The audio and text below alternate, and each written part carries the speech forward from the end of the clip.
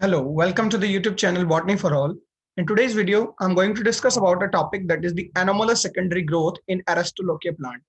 So anomalous secondary growth or the abnormal secondary growth is a characteristic feature of many dicotyledon plants as well as the monocotyledon plants. Although monocot does not undergo the secondary growth because monocots के अंदर cambium नहीं होता, they lack cambium. That's why they don't even go under secondary growth. Okay, and here we are talking about the anomalous secondary growth, the more advanced than the secondary growth. So monocots does lack cambium and they does not have a secondary growth. But some of the monocots which are exceptions, we have also discussed like Dracaena, Yucca. But particularly today we are discussing the Aristolochia. So Aristolochia is a dicot plant. It is a dicot climber plant. Okay, wine या generally bell बोलते हैं. तो like गिलोय plant. Okay, गिलोय की तरह ही ये भी जो है एक बेल है, एक क्लाइंबर प्लांट है जो कि डायकॉट प्लांट है which belongs to the family Aristolochiaceae. So this dicot plant it will having the cambium. Since it is a dicot, so it will having the cambium. It have cambium. So generally all those dicot plants which are having cambium, they generally undergo normal secondary growth. But here the secondary growth is abnormal, the anomalous. Abnormal secondary growth क्या होती है, that I have discussed in the previous videos. You can watch the previous lectures. So particularly anomalous secondary growth जो है Aristolochia में किस तरह से होती है. So the abnormality is abnormality in the cambium. Abnormality in the activity of cambium.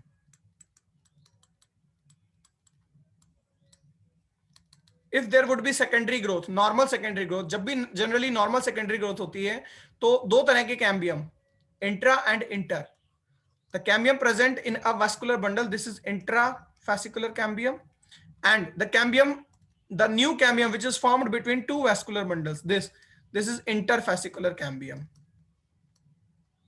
Inter between two cambium, two vascular bundles, one vascular bundle, 2, 3. So between vascular bundles is the interfascicular cambium, and within a one vascular bundle between xylem and phloem, the cambium present is intrafascicular cambium, this particular. So intra plus inter joins together and form a vascular cambium. This vascular cambium undergoes secondary growth. It forms secondary xylem towards center, means towards inside. This is the center, suppose. And it forms secondary phloem towards outside. This vascular cambium will form secondary phloem towards periphery or outside. This is a normal activity. But here in the Aristolochia, the activity of the cambium is not normal, it is abnormal. That's why it shows anomalous secondary growth or the anomalous secondary growth. So what are the abnormalities, how the secondary growth takes place, that I am going to discuss in this video. So let's just start. So in a primary structure or a primary stem, it is like a normal dicot plants. The primary structure is like a normal dicot stem. A normal dicot stem generally having an outer epidermis. This I am drawing a TS of stem. This is the TS of stem, the transverse section of the normal stem in the primary structure. Since now no secondary growth have been started. So first is the epidermis. It is single layered and it is parenchymatous. So epidermis is not too much thick. It is generally parenchymatous, very soft, and it is single layered. Okay, beneath the epidermis or below the epidermis is the hypodermis, the next layer. Let's say this is the hypodermis, this all. The hypodermis is multi-layered. It is multi-layered. Since it is multi-layered, it will having so many of cells. So all of the cells are collenchymatous. Parenchyma, collenchyma, sclerenchyma, these are simple permanent tissues. If you are not aware of them, अगर आपको plant tissues नहीं पता simple, you can watch the previous videos or you can go after them. So parenchymatous होती है epidermis, hypodermis is collenchymatous. It is made up of collenchyma. It is multi-seriate. It is multi-layered, not like a single epidermis or single-layered epidermis. Below the hypodermis is the cortex. Below the hypodermis is cortex. Next जो layer है वो cortex होते हैं.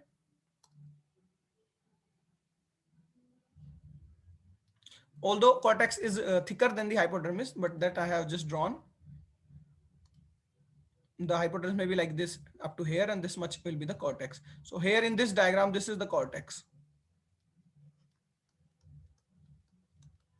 This structure is the cortex. So cortex is also multi-layered. Okay, cortex having so many tissues. So in upper layers, like in these upper layers, a few layers are collenchymatous.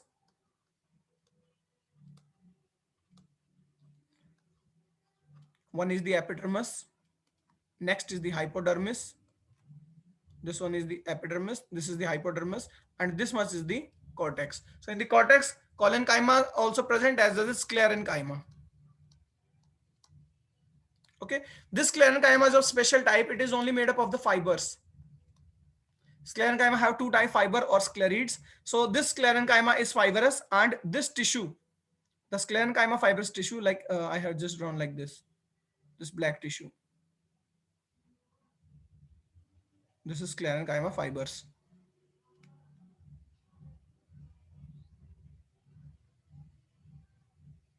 Okay, these are generally called perivascular fibers.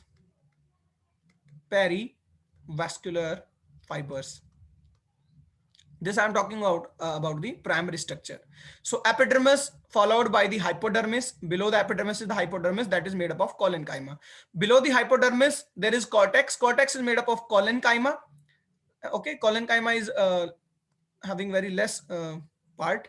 This is the collenchyma, and sclerenchyma have a major part. Okay, the minor was collenchyma in the cortex, and in the cortex itself the sclerenchyma is major part. It is also called perivascular fibers. Okay, these are the collection of fibers. Beneath the cortex is the pericycle, which is attached to this perivascular fibers. This red is supposed pericycle.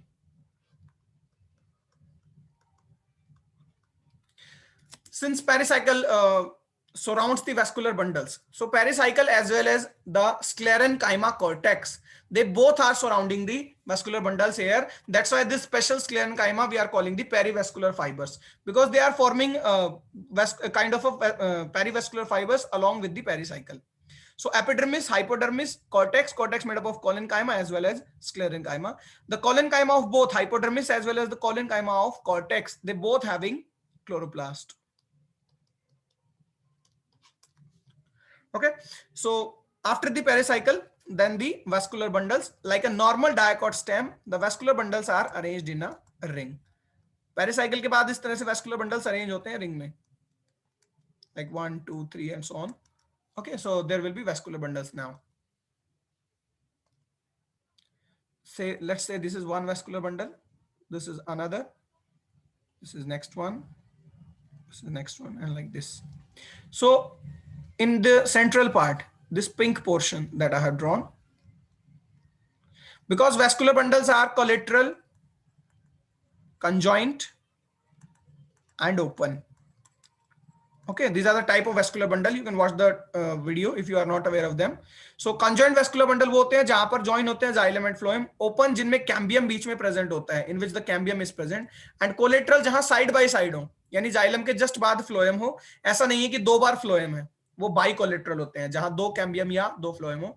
तो यहां simply ये आपका जो pink portion है, ये this is xylem, जो एक vascular tissue है. The upper portion is phloem, this dark portion, this is phloem. Since they are open vascular bundle means cambium is also present, so I am drawing with the black color, this black. So this black is intrafascicular cambium, because it is the cambium of each vascular bundle. Between xylem and phloem, the cambium is present because it is open vascular bundle. That's why it is a intrafascicular cambium. Okay, so and in the center there is a large pith in the center. Pith is made up of the parenchyma. So it is a general structure or a primary structure of a Aristolochia plant. Okay.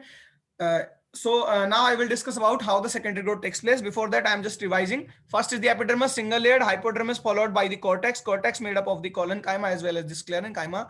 There is a particular special structure present in the Aristolochia plant, that is the perivascular fibers. So perivascular fibers are sclerenchyma plus pericycle, because pericycle is much reduced in this. Pericycle is parenchymatous. and very much reduced because the dominant or the major part is sclerenchymatous fibers. So both of them, sclerenchyma plus pericycle, forms the perivascular fibers, this black portion. After that, there will be vascular bundles. Vascular bundles are collateral, conjoint, and open. Intrafascicular cambium is present in each vascular bundle, and a center and a pith is present in the center. So this is the primary structure. Now talk about the secondary growth. So how the secondary growth takes place? Because it is abnormal secondary growth, and the abnormality just lies in the activity of cambium. Means the position of cambium is not abnormal, the activity of cambium will be abnormal. यहाँ पर जो cambium बनेगा vascular cambium, उसकी activity abnormal होगी. So how the vascular cambium will form? See in the conjunctive part, this one, the region between the two vascular bundles, पूरे पित्त के अंदर या पूरे cortex में, this particular region, the region between two vascular bundle is called conjunctive tissue, and it is made up of medullary rays. Medullary rays, and these rays are parenchymatous cells. ये जो reason होता है ये parenchyma का बना हुआ है, that's why it is very soft part, and it supports the vascular bundle. इसके अंदर vascular bundles embedded होते हैं. So this medullary portion, this parenchymatous portion is permanent. तो इस permanent region में, इस permanent region में medullary rays या conjunctive tissue region में जो भी पैरेनकाइमा प्रेजेंट है, उनमें से कुछ पैरेनकाइमा दोबारा से डी डिफरेंशिएशन के थ्रू मेरिस्टेमेटिक हो जाते हैं. ठीक है, यहां की पैरेनकाइमा दोबारा मेरिस्टेमेटिक होते हैं और वो एक नया कैम्बियम फॉर्म करते हैं, this which touches the इंट्राफैसिकुलर cambium. तो ये जो नया रेड कलर का कैम्बियम बना है परमानेंट सेल से, परमानेंट सेल क्या थे, यहां पर पैरेनकाइमा थे, वो डी डिफरेंशिएट हुए, ओके, और उन्होंने बनाया एक नया कैम्बियम जो कहलाता है इंटरफैसिकुलर cambium. Finally intra plus inter, यानी ये black plus red, this complete cambium will form a ring. This ring is passes through each vascular bundle as well as the medullary rays portion or the conjunctive tissue portion. ये जो नया cambium जो बन गया intra plus inter से, पूरा एक circular ring, ये पास हो रहा है पूरे वेस्कुलर बंडल से भी और कंजक्टिव टिश्यू से भी. ये कैम्बियम कहलाएगा वेस्कुलर कैम्बियम. ओके, सो अकेले वेस्कुलर कैम्बियम को मैं ड्रॉ कर रहा हूं अब. How the vascular cambium form I just have shown. So outer to them are vascular bundles. Like I'm only showing 4 vascular bundles. Okay, these are the 4 vascular bundles.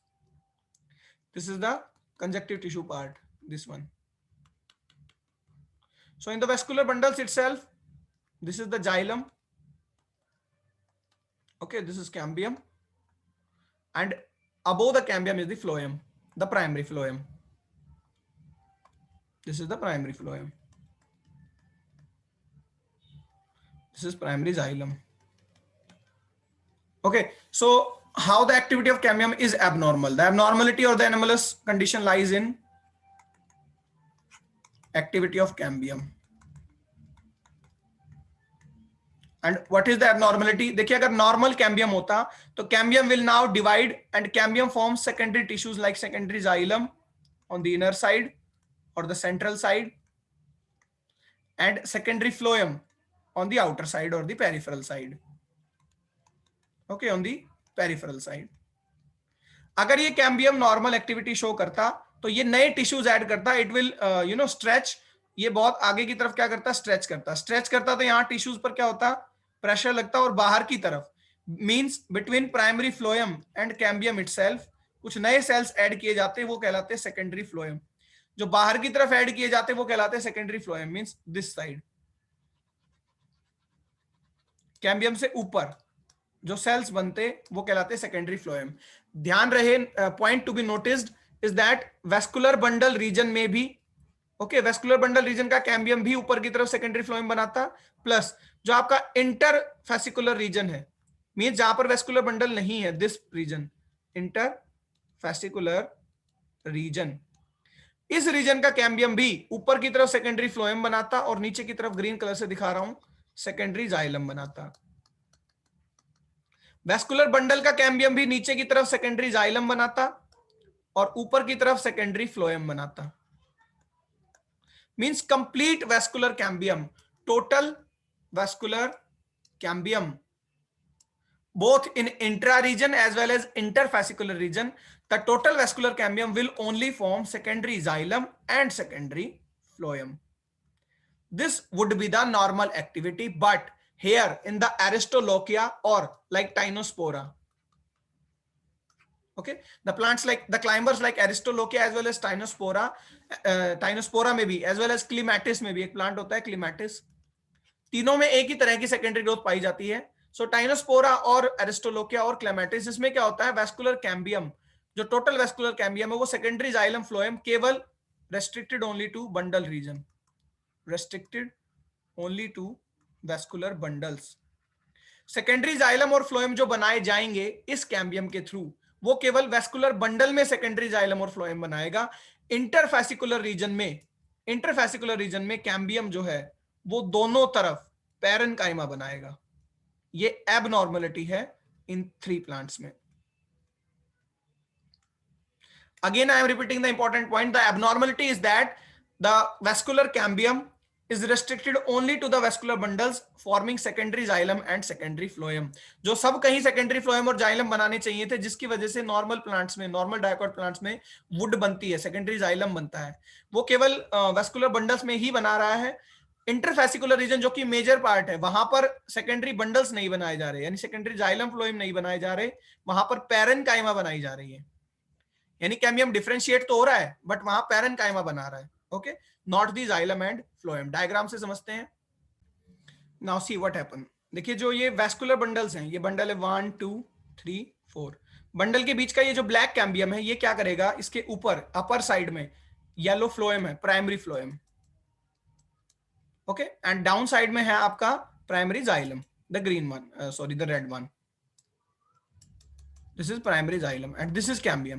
So what cambium does is, cambium stretch होगा, cambium अब cells add करेगा ऊपर की तरफ या periphery की तरफ, बाहर की तरफ यहाँ cells ऐड करेगा. तो cells जब ऐड करेगा तो यहाँ नए cells ऐड होंगे. Between primary phloem and cambium itself, the new cells will be added. तो नए सेल जो ऐड हुए हैं, okay, there was some interruption. I am again repeating. So ये जो cambium है, which is present in the vascular bundle region, ठीक है, जो वेस्कुलर बंडल रीजन में है, ये क्या करेंगे, प्राइमरी फ्लोएम और खुद के बीच में कैम्बियम नए सेल्स को ऐड करेगा. ये नए सेल्स जब डिफरेंशिएट हो जाएंगे, सेल्स जब अपनी शेप और साइज अटेन कर लेते हैं, उसको डिफरेंशिएशन बोलते हैं. सेकेंडरी ग्रोथ कैसे होती है, देखिए नॉर्मल सेकेंडरी ग्रोथ, ये आप प्रीवियस वीडियोस में पहले देखें. If you are not aware of how the normal secondary growth takes place, you will not understand the topic in a better way. तो पहले आप वही देखें कि सेकेंडरी ग्रोथ कैसे होती है. तो कैम्बियम अपने और प्राइमरी फ्लोएम के बीच में नए सेल्स ऐड करता है. तो कैम्बियम के जस्ट पास जो नए सेल ऐड हुए हैं वो कहलाएंगे secondary phloem. Similarly down side में प्राइमरी जाइलम था, प्राइमरी जाइलम और कैम्बियम के बीच में जो नए सेल्स ऐड हुए वो सेकेंडरी जाइलम कहलाएंगे और प्राइमरी जाइलम नीचे रह जाएगा.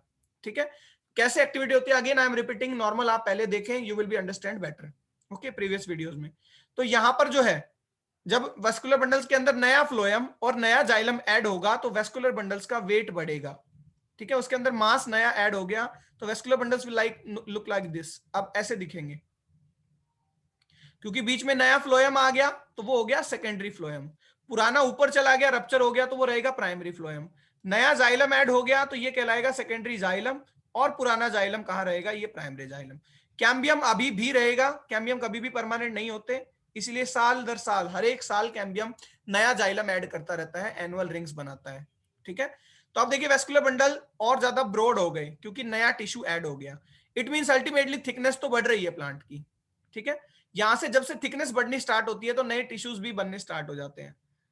नाउ अब ये तो बात थी इस वेस्कुलर कैम्बियम की जो केवल बंडल रीजन में है, यानी कि जो इंट्रा है केवल. अब कैम्बियम तो बाहर भी है यहां पर इंटरफेसिकुलर रीजन में. ये कैम्बियम क्या करता है, ये जाइलम या फ्लोएम नहीं बनाता, ये भी थिकनेस बढ़ाता है परमानेंट सेल्स को ऐड करके. दोनों तरफ सेल्स ऐड करेगा, नीचे भी और ऊपर भी. बाहर की तरफ जो ऐड करता वो फ्लोएम कहलाती और अंदर की तरफ जो ऐड करता वो जाइलम कहलाती सेकेंडरी, अगर नॉर्मल एक्टिविटी होती तो. बट क्योंकि नॉर्मल एक्टिविटी नहीं है, यहाँ एबनॉर्मलिटी यही है कि इंटरफेसिकुलर कैम्बियम रीजन में जो नए सेल्स बना रहा है कैम्बियम, वो बना रहा है पैरेनकाइमा. ओके, तो इस तरह से हर बार सेकेंडरी ग्रोथ होती रहेगी. कैम्बियम और थिक करता रहेगा वेस्कुलर बंडल्स को और पैरेनकाइमा ऐड करता रहेगा मेडुलरी रीजन्स में. तो फाइनली वेस्कुलर बंडल्स का नंबर नहीं बढ़ रहा, वेस्कुलर बंडल्स की थिकनेस बढ़ रही है ड्यू टू इंट्राफेसिकुलर कैम्बियम। और बंडल्स के बीच में चाहे कितने भी थिक होते जा रहे हैं, बंडल्स के बीच में जो रीजन है मेडुलरी रीजन या कंजक्टिव रीजन, इसके अंदर नई पैरेन्काइमा ऐड होती जा रही है। ठीक है, इसके अंदर एक नई पैरेन्काइमा ऐड होती जा रही है जो इसको क्या बना रही है, बहुत स्ट्रांग बना रही है क्लाइंबर को या पूरे प्लांट को। अब थिकनेस क्योंकि प्लांट की बढ़ रही है, हमने प्राइमरी में भी डिस्कस किया था। ठीक है, थिकनेस बढ़ रही है तो पुराने टिश्यू रप्चर होंगे। पुराने टिश्यू क्या थे, like this is epidermis, this is hypodermis. ठीक है, सपोज दिस इज कॉर्टेक्स, और कॉर्टेक्स में एक खास तरह की सेल्स थी, एक पूरी लेयर थी खास तरह की, जिसको हम पेरीवेस्कुलर फाइबर्स बोल रहे थे। Suppose this was the perivascular fibres. ठीक है, अब क्या होगा, अंदर से थिकनेस बढ़कर आ रही है बंडल्स की, तो ये पेरीवेस्कुलर फाइबर रप्चर होंगे।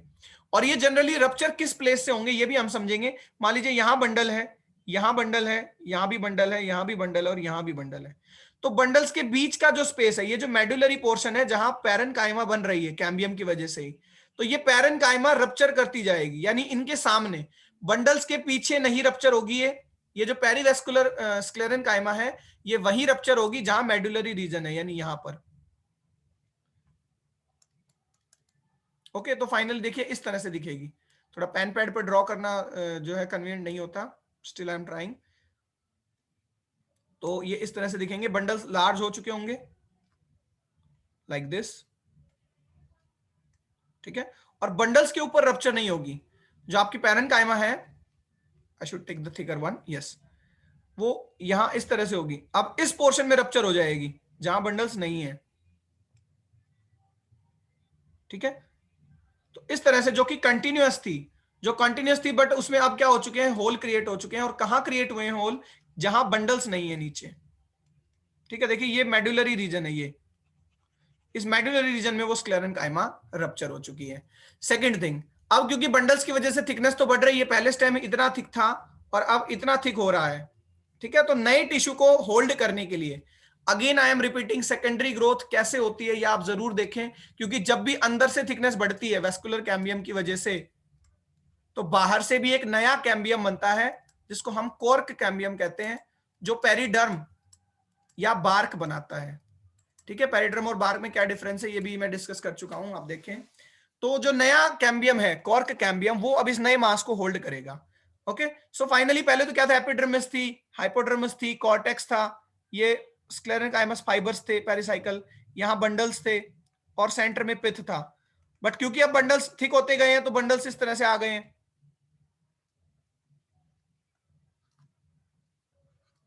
ठीक है, बंडल्स के ऊपर यहां स्क्लेरेन्काइमा फाइबर्स भी हैं, जो कि ऑल्दो रप्चर हो चुके हैं, इसीलिए कंटिन्यूअस नहीं है। तो इस नए मास को होल्ड करने के लिए बाहर की जो सेल्स थी, यानी जो कॉर्टेक्स था, कॉर्टेक्स की कुछ सेल डी डिफरेंशिएट हुई, वही कंसेप्ट, सेकेंडरी जो है डी डिफरेंशिएशन हुआ है, यानी परमानेंट सेल दोबारा से मेरिस्टेमेटिक हुई है, इसको डी डिफरेंशिएशन बोलते हैं। जब वो मेरिस्टेमेटिक हो गई और एक नया कैम्बियम बना लिया कॉर्टेक्स की सेल ने, और ये काम तभी स्टार्ट हो गया था जब थिकनेस बढ़नी स्टार्ट हुई। ऐसा नहीं है पहले प्लांट वेट करेगा कि वेस्कुलर कैम्बियम अंदर से सेकेंडरी जाइलम फ्लोएम बनाए और या पैरेन्काइमा बनाए, क्योंकि इस रीजन में पैरेन्काइमा भी बना रहा है, तो उससे थिकनेस बढ़े और बाद में कॉर्क कैम्बियम जनरेट हो। ये साइमल्टेनियस प्रोसेस है, जैसे ही अंदर से थिकनेस बढ़ना स्टार्ट होती है, बाहर से भी थिकनेस जो है वो उसको होल्ड करने के लिए कॉर्क कैम्बियम तुरंत बन जाता है। तो कॉर्क कैम्बियम बन जाएगा एक नया कैम्बियम। ठीक है, वो कॉर्क कैम्बियम क्या करेगा, ऊपर की तरफ, जैसे कैम्बियम जाइलम फ्लोएम बनाता है, जाइलम नीचे फ्लोएम ऊपर, कॉर्क कैम्बियम बाहर की तरफ तो बनाता है फैलम, कॉर्क सेल्स। खुद कॉर्क कैम्बियम को हम फैलोजन बोलते हैं, कॉर्क कैम्बियम को हम फैलोजन बोलते हैं, कॉर्क सेल्स को फैलम बोलते हैं, और सेकेंडरी कॉर्टेक्स को हम फैलोडर्म बोलते हैं। फैलम, फैलोजन और फैलोडर्म तीनों को मिलकर पेरिडर्म बोला जाता है। पेरिडर्म, पेरिडर्म में जब फ्लोएम भी इंक्लूड कर लेते हैं, सेकेंडरी फ्लोएम, तो वो बार्क कहलाती है। ठीक है, तो पेरिड्रम, फैलम, फैलोजन और फैलोडर्म, बाहर की तरफ पेरिड्रम बन जाएगी। ये कंप्लीट पेरिड्रम है। पेरिड्रम के तीन पार्ट होंगे, सबसे बाहर फैलम यानी कि कॉर्क सेल्स, ये खुद बीच में कॉर्क कैम्बियम, और ये सारा सेकेंडरी कॉर्टेक्स, ये तीनों मिलकर पेरिड्रम है। कॉर्क सेल्स जो कि सबसे बाहर हैं, कॉर्क सेल्स के अंदर कुछ होल्स हो जाते हैं लेंस लाइक, जिनको हम लेंटिसेल्स बोलते हैं, लेंटिसेल्स। सो क्विकली मैं एक बार रिवाइज कर देता हूं। यहां बेसिक कंसेप्ट वही काम करेगा कि सेकेंडरी ग्रोथ कैसे होती है।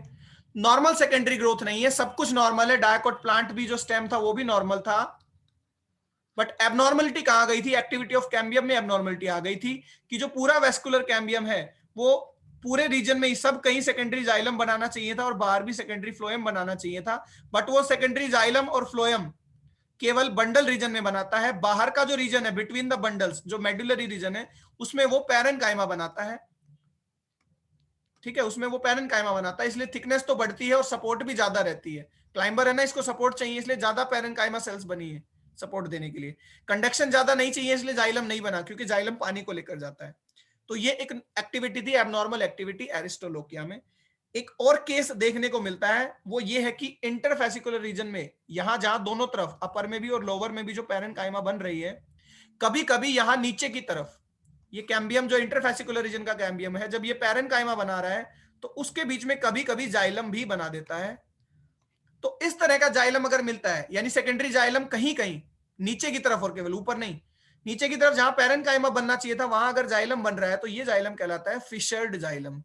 ये थोड़ा सा कटा हुआ रहेगा, ठीक है, ओपनड नहीं है, ये फिशर्ड जाइलम कहलाता है। तो एक ये केस भी देखने को मिल सकता है। So it was about the एरिस्टोलोकिया.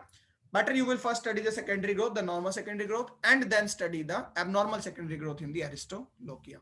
So that's all for today. Have a good time.